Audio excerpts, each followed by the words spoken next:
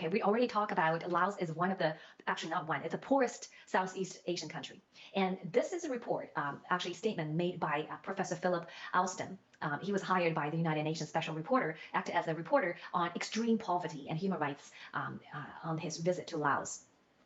And then this is, he made a report. This is a preliminary report, and if you scan the barcode, you can see this report that released in June, on June 19th. And his visit to Laos was between March 18th to March 28th, 2019. So this number here is already a few years old.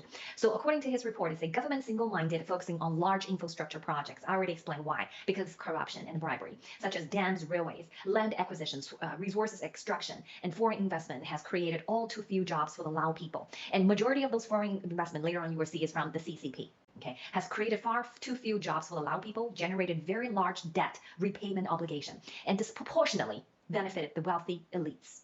Okay, so that's why the pyramids become really, really pyramids. So there's very only few on the top, and the people are being forgotten. And they become poor because in order to afford the few rich on the top, more people has to lose, right? Wealth. And that's basically what's at the stake. As of 2013, 18% of the population lived on less than $2.50 US dollars per day. And roughly half of those in poverty as of 2012 to 2013 had fallen back into poverty in the past 5 years. This report was in 2019, the past 5 years, that means from 2014. Basically, the moment they came out of poverty, the next year they went back in.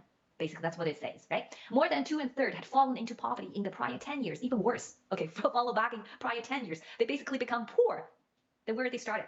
And meanwhile, a quarter of the population remains below the official poverty line despite rapid economic growth.